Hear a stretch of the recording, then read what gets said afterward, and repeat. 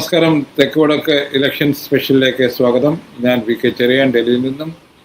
എൻ്റെ സുഹൃത്ത് ദാമോദർ പ്രസാദ് കോഴിക്കോട് നിന്നും. ഞങ്ങൾ ഇന്ന് ചർച്ച ചെയ്യുന്നത് കേരളത്തിലെ മൂന്ന് പൊളിറ്റിക്കൽ ഗ്രൂപ്പുകളും അവരുടെ മാനിഫെസ്റ്റോ ഇറക്കി കഴിഞ്ഞു. മീഡിയ പോലും അത്ര കാര്യമായിട്ട് അതിനെ കാണുന്നില്ല എന്നാണ് മീഡിയ റിപ്പോർട്ടുകൾ കാണുന്നത്. ദാമോദർ, ആരെങ്കിലും ഇപ്പോൾ പാർട്ടികളുടെ മാനിഫെസ്റ്റോ സീരിയസ് ആയി എടുക്കാറുണ്ടോ? അതൊരു ചോദ്യം തന്നെ ആദ്യമാകാം. വളരെ ശരിയായിട്ടുള്ള ഒരു ചോദ്യമാണ് സാർ. അതായത് പക്ഷേ ഒരു വ്യത്യാസം അതിൻ്റെ അകത്ത് ഉണ്ടായത്, ഈ കഴിഞ്ഞ പിണറായി വിജയൻ ഗവൺമെന്റ് ഒരു മാറ്റം അതിൽ കൊണ്ടുവന്നിട്ടുണ്ട്. കാര്യം 2017 മുതൽ തന്നെ അവർ ഈ പ്രോഗ്രസ് റിപ്പോർട്ട് അവതരിപ്പിക്കാൻ തുടങ്ങി. ശരിക്കും സെൽഫ് അസസ്മെന്റ് റിപ്പോർട്ടാണ്, പ്രോഗ്രസ് റിപ്പോർട്ട് അല്ല. സെൽഫ് അസസ്മെന്റ് റിപ്പോർട്ട് എന്തൊക്കെ അവർ ചെയ്തു, ആ self assessment report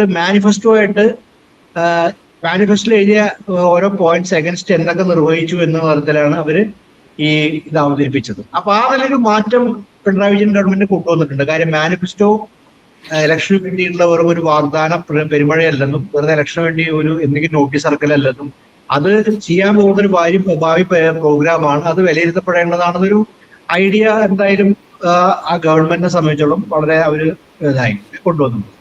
Pinarayi Vijayan സർക്കാരിന്റെ 10 വർഷത്തെ ഭരണത്തിന്റെ ഈ ഘട്ടത്തിലും ഇലക്ഷൻ നേരിടുന്ന സമയത്ത് അവകാശവാദങ്ങൾ ഒന്ന് വെച്ചിട്ടുണ്ടെങ്കിൽ മാനിഫെസ്റ്റോയിൽ പറഞ്ഞ 600 കാര്യങ്ങൾ 590 നടപ്പാക്കി എന്നുള്ളതാണ്. അപ്പൊ അവർ മാനിഫെസ്റ്റോ വെച്ചാണ് അവര് കാര്യം വെച്ചത്. അപ്പോൾ മാനിഫെസ്റ്റോ പ്രസക്തമാണെന്നും മാനിഫെസ്റ്റോ എഴുതി വെച്ച കാര്യങ്ങൾ വിസ്മരിക്കാനുള്ളതല്ലെന്നും അത് പ്രയോഗക്ഷമമാക്കി ഓരോ ഗവൺമെന്റ് ഏറ്റെടുക്കാനുള്ളതൊരു കാര്യം കൊണ്ടുവന്നിട്ടുണ്ട്.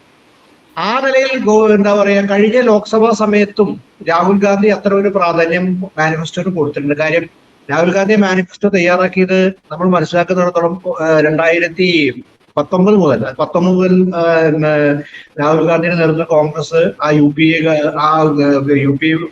ഇന്ത്യ മുന്നണിക്ക് മുമ്പേ അവര് മാനിഫെസ്റ്റോ ഈ തോമസ് പിക്കറ്റി, ജോസഫ് സ്റ്റൈഗ്ലിറ്റ്സ് തുടങ്ങിയ ഇന്റർനാഷണൽ എക്കോണമിസ്റ്റുകളായിട്ട് ചർച്ച ചെയ്തിട്ടാണ് ഇന്ത്യയുടെ വിഷയം. ഷാൻഡ്രീസ് അങ്ങനെയുള്ള പ്രധാനപ്പെട്ട എക്കണോമിസ്റ്റുകളൊക്കെ ചേർന്ന് ചർച്ച ചെയ്തിട്ടാണ് അവര് ഇന്ത്യക്ക് വേണ്ടിയുള്ള ക്ഷേമ വികസന പദ്ധതികൾ ആസൂത്രണം ചെയ്ത് നടപ്പാക്കി അവര് പ്രോഗ്രാമാക്കി മാനിഫെസ്റ്റോയിൽ കൊണ്ടുവന്നത് എന്ന് നമുക്കറിയാം. 2019 രാവിലെ. അപ്പൊ ആ നിലയിൽ മാനിഫെസ്റ്റോയിൽ വർദ്ധിച്ചൊരു പ്രാധാന്യം കുറച്ചു കാലമായിട്ട് നമ്മുടെ സമൂഹത്തിൽ നിലനിൽക്കുന്നുണ്ട്. അതിന് ഒരു പ്രധാനപ്പെട്ട കാര്യം, നമ്മുടെ സെൻട്രിസ്റ്റ് പാർട്ടികളും അതുപോലെ ഇടതുപക്ഷ പാർട്ടികളും ഒരു മാനിഫെസ്റ്റോ ഒരു പൊളിറ്റിക്കൽ പ്രോഗ്രാമായിട്ട്, ഈ പ്രത്യേകിച്ച് വെൽഫെയർ ആയി ബന്ധപ്പെട്ട പൊളിറ്റിക്കൽ പ്രോഗ്രാമായിട്ട് അവർ കാണുന്നതുകൊണ്ടാണ്. അപ്പൊ അതുകൊണ്ട് അതിന് പ്രസക്തി ഉണ്ട് എന്ന് എനിക്ക് തോന്നുന്നു. പ്രസക്തി വീണ്ടെടുക്കാനുള്ള ശ്രമം നടത്തിയിട്ടുണ്ട് നമ്മുടെ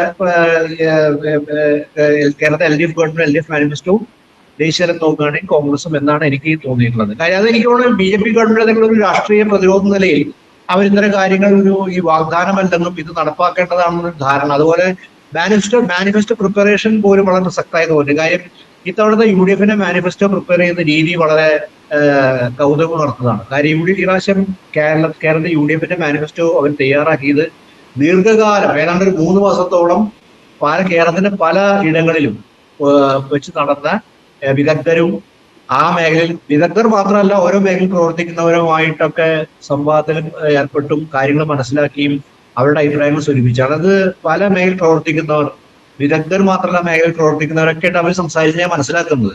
ഞാനത് അങ്ങനെയാണ് VD സതീശൻ പറഞ്ഞത്. എനിക്കതിന്റെ വ്യക്തിപരമായിട്ടുള്ള നേരിട്ട് അനുഭവപ്പെടില്ല, പക്ഷെ അവരുടെ അവകാശവാദം അതാണ്. പക്ഷെ അതിനെക്കുറിച്ച് പത്രങ്ങളൊക്കെ വാർത്ത വന്നിരുന്നു. കാര്യം ഓരോ മേഖലയിൽ തെരഞ്ഞെടുത്തുകൊണ്ട്, ഉദാഹരണത്തിന് ഉന്നത വിദ്യാഭ്യാസ മേഖല അത്തരം ഒരു പ്രോഗ്രാം നടന്നായിട്ട് അതിൽ പങ്കെടുത്ത ചില സുഹൃത്തുക്കളോട് പറഞ്ഞാൽ, ചില അധ്യാപക സുഹൃത്തുക്കളോട് പറഞ്ഞിട്ട്, ഞാനതിനൊന്നും പങ്കെടുത്തിട്ടില്ല, പക്ഷെ അവർ പറഞ്ഞായിട്ട് എനിക്കറിയാം. അപ്പോ അങ്ങനെ ഒരു കുറെ അഭിപ്രായങ്ങൾ സ്വരൂപിച്ചതിന് ശേഷമാണ് അത് വിശകലനം ചെയ്താണ് ഒരു മാനിഫെസ്റ്റോ ഇറക്കി നിലയ്ക്ക് ഒരു മാറ്റമുണ്ട് എന്നാണ് എനിക്ക് തോന്നുന്നത്. അല്ല, അത് 2019 ഇലക്ഷനെ ഇവരെ മാത്രമല്ല, എക്കണോമിസ്റ്റുകളെ മാത്രമല്ല, അഭിജിത് ബാനർജി ഉൾപ്പെടെ നോബൽ ലോറേറ്റ് അത് ഉൾപ്പെടെ കൺസൾട്ട് ചെയ്യുന്നു. പക്ഷേ ഒന്നുണ്ടായിരുന്നു, AICCയുടെ വെബ്സൈറ്റിൽ നിങ്ങൾക്ക് അതിൻ്റെ ഡ്രാഫ്റ്റ് ഇട്ടിട്ട് റെസ്പോണ്ട് ചെയ്യാൻ പറഞ്ഞിരുന്നു. അതായത് നിങ്ങളുടെ പാർട്ടിസിപ്പേഷൻ, അതായത് ജനങ്ങളുടെ പാർട്ടിസിപ്പേഷൻ കൂടെ അവർ ചോദിച്ചിരുന്നു. കുറേ പേരൊക്കെ റെസ്പോണ്ട് ചെയ്യാണ്. എനിക്ക് തോന്നുന്നത് ഇതൊരു റിച്വലായിട്ടല്ലാതെ സീരിയസ് ആയിട്ട്, ഇപ്പം താങ്കൾ പറഞ്ഞ പോലെ LDF കുറച്ച് സീരിയസ് ആയിട്ട് എടുത്തു എന്ന് പറയാം. പക്ഷേ LDFന്റെ ഒരു വാഗ്ദാനം, അതായത് മദ്യപമുക്ത കേരളം എന്നുള്ള വാഗ്ദാനം എവിടെ നിൽക്കുന്നു നമുക്കറിയാം.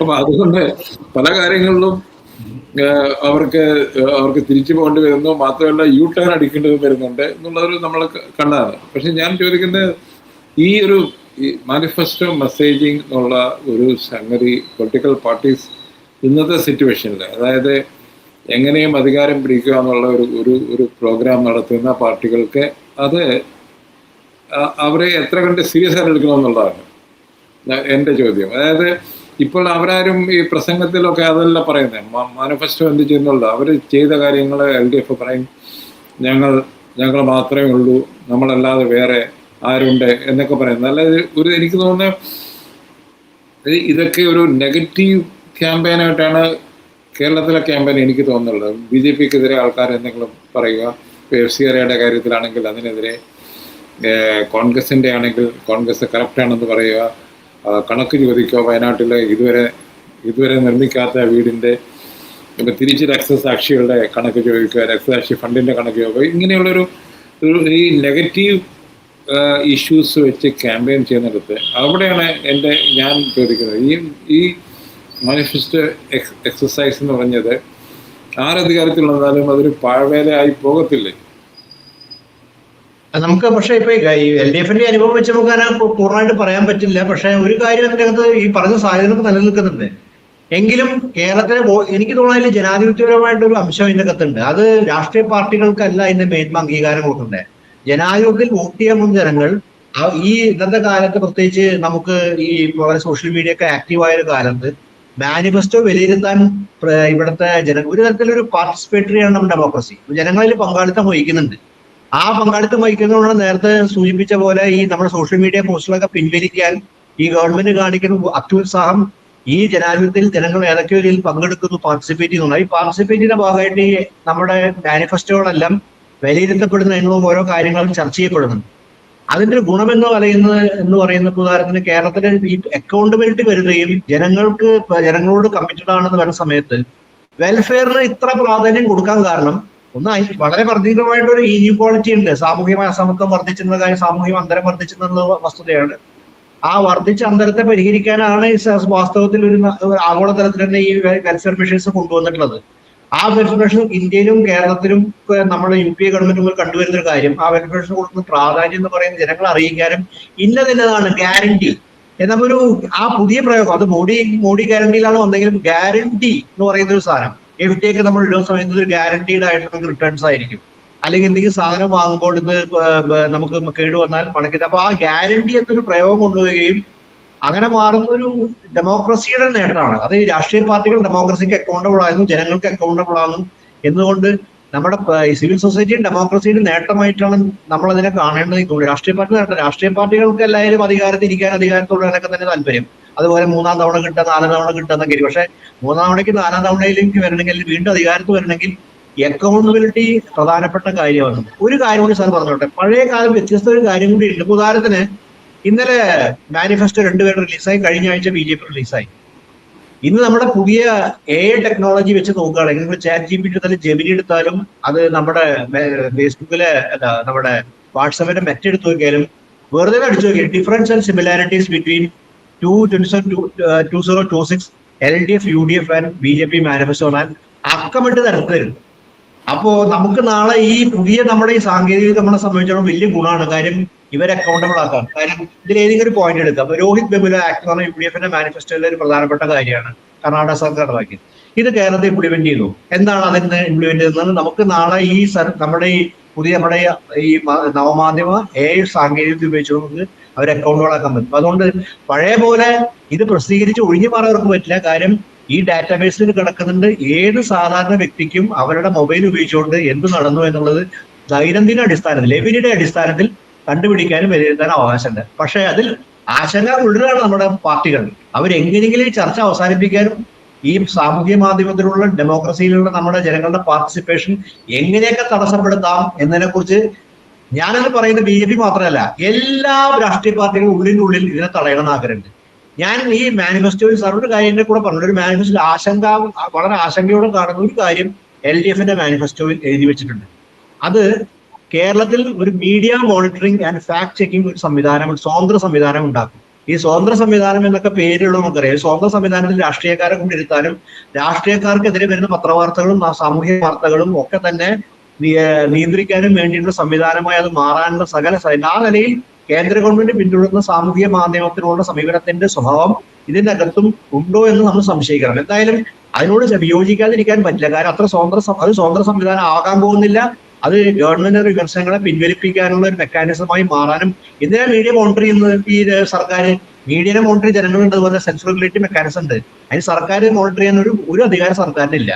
ആ മോണിറ്റർ ചെയ്യുന്ന ഒരു നിയമപരമായിട്ട് നമ്മുടെ ഇന്ത്യൻ ഭരണഘടന അനുസരിച്ച് നിയമം അനുശാസിക്കുന്നത് ഒരു തരത്തിലും മോണിറ്ററിംഗിന് അവകാശം സർക്കാരിന് ഒരു മോണിറ്ററിംഗിനും വരാനും പാടില്ല. അത് പിൻവലിക്കപ്പെടേണ്ട സമീപനമാണ്. പക്ഷേ ഈ നമ്മുടെ ഈ നിരവധി വാഗ്ദാനങ്ങളുടെ കൂട്ടത്തിൽ ഈ കാര്യം വേണ്ടവർ ആൾക്കാർ ശ്രദ്ധിച്ചില്ല എന്ന് സംശയമുണ്ട്. ഇത് നാളെ LDF-ന് മാൻഡേറ്റ് കിട്ടിയാൽ അവർ ആദ്യം നടപ്പാക്കുക ഇതായിരിക്കും. കാരണം എന്താ അറിയും, അവർ പറയാം ഞങ്ങൾക്ക് ജനങ്ങളുടെ മാൻഡേറ്റ് ഉണ്ട് ഞങ്ങളുടെ മാനിഫെസ്റ്റോന്. ഇത് നടപ്പാക്കി കഴിഞ്ഞാൽ ഇവരെ സംബന്ധിച്ചോളം പിന്നെ ബാക്കിയുള്ള വിമർശനങ്ങളൊക്കെ ഇല്ലാതാക്കാൻ എളുപ്പമാണ്. എന്തായാലും മാധ്യമങ്ങൾ പോലും ശ്രദ്ധിച്ചില്ല എന്നുള്ള കാര്യം വളരെ എന്താ പറയുക നമുക്കൊരു ഖേദകരമായി എനിക്ക് തോന്നുന്നു. അല്ല, അത് തന്നെയാണ് പ്രശ്നം. ചില ചെറിയ ചെറിയ രാഷ്ട്രീയ പാർട്ടികളുടെ വെസ്റ്റേൺ ഇൻട്രസ്റ്റ് അവർ ഇതിനകത്ത് വെക്കുക, എന്നിട്ട് അവസാനം പറയുക ജനങ്ങളുടെ മാൻഡേറ്റ് ആണ് അധികാരം കിട്ടിക്കഴിഞ്ഞാൽ. അത് സാധാരണ സംഭവമാണ്. BJP പോലും പറയുന്നത് അവരുടെ ഐഡിയോളജി എന്താണെന്നും അവരുടെ ഡിമാൻഡ്സ് വർഷങ്ങളായിട്ടുള്ള എന്താണെന്ന് കോമൺ സിവിൽ കോഡിന്റെ കാര്യത്തിൽ അവർ പറയുന്നത് ഞങ്ങൾക്ക് ജനങ്ങൾ മാൻഡേറ്റ് തന്നേക്കുന്നത് ഇതൊക്കെ ചെയ്യാൻ വേണ്ടിയാണ്. അതായത് ഞങ്ങൾ ഇന്ന് നാളെ അല്ല പറയുന്നത്, വർഷങ്ങളായിട്ട് പറയുന്ന ഒരു സംഗതിയാണ് കോമൺ സിവിൽ കോഡ്. അതാണ് അവരുടെ ആർഗ്യുമെന്റ് എന്ന് പറഞ്ഞ പോലെയാണ് ഇത്. പക്ഷെ ഇവിടെ താങ്കൾ പറഞ്ഞപ്പോൾ ഞാനത് ശ്രദ്ധിച്ചില്ല. അങ്ങനെയാണെങ്കിൽ കേന്ദ്രത്തിലെ BJP സർക്കാരും കേരളത്തിലെ LDF സർക്കാരിനും മീഡിയ മോണിറ്ററിംഗിന്റെ കാര്യത്തിൽ ഒരേപോലെയാണ്. ഇതിനെതിരെയാണ് ബോംബെ ഹൈക്കോടതിയിൽ കുറച്ചുപേര് പോയി, ബോംബെ പ്രസ് ക്ലബ് ഉൾപ്പെടെ അവരിത് തടഞ്ഞു. പിന്നെ സുപ്രീം കോടതി ഇപ്പോൾ അത് ആ തടയൽ സ്റ്റേ ചെയ്തിരിക്കുകയാണ്. അതിൻ്റെ ഫൈനൽ രൂപത്തിലേക്ക് വന്നിട്ടില്ല. അത് നമുക്ക് എനിക്ക് തോന്നുന്നു വേറൊരു ചർച്ചയ്ക്ക് വിധേയമാക്കേണ്ടതുണ്ട്. ആ ഒരു ഇഷ്യൂ തന്നെ അതൊരു ഡെവലപ്പിംഗ് എന്താ സ്റ്റോറി എന്ന് പറയാവുന്ന ഒരു സംഗതിയാണ്. അതായത് കേരളത്തിൽ ഇപ്പോൾ ഈ ഇഷ്യൂവിലെ മാനിഫെസ്റ്റോ എന്ന് പറയുന്നത് ഇപ്പോഴും ജനങ്ങൾക്ക് നാളെ അവരെ അധികാരത്തിൽ വരുന്നവരെ അക്കൗണ്ടബിൾ ആക്കാനുള്ള ഒരു ഡോക്യുമെന്റ് ആയിട്ട് ഇരിക്കുന്നുണ്ട്. അതൊരു ഏകദേശം നല്ല കാര്യം തന്നെയാണ്. കാരണം വെച്ചാൽ ജനാധിപത്യത്തിൽ അക്കൗണ്ടബിലിറ്റി ആണല്ലോ ഏറ്റവും പ്രധാനം. അധികാരം കൊടുക്കുക എന്ന് മാത്രമല്ല, അവർ പറയുന്ന കാര്യങ്ങൾ ചെയ്യുന്നുണ്ടോ. അതായത് അടുത്ത ഇലക്ഷന് നിങ്ങളെ ഔട്ട് ചെയ്യാൻ വേണ്ടിയുള്ള ഒരു ആമിനേഷനായിട്ട് അത് കിടക്കും. അപ്പോൾ അതൊരു നല്ല കാര്യം തന്നെയാണ്. മാനിഫെസ്റ്റോ നേതാക്കന്മാർ പറഞ്ഞില്ലെങ്കിലും എനിക്ക് തോന്നുന്നു ജനങ്ങൾ അത് വായിച്ച് അതിൻ്റെ സത്ത, ഓരോ പാർട്ടികളുടെയും അതിൻ്റെ മാനിഫെസ്റ്റോയുടെ സത്ത മനസ്സിലാക്കേണ്ട കാലമാണിത്. അങ്ങനെ നടക്കുമെന്ന്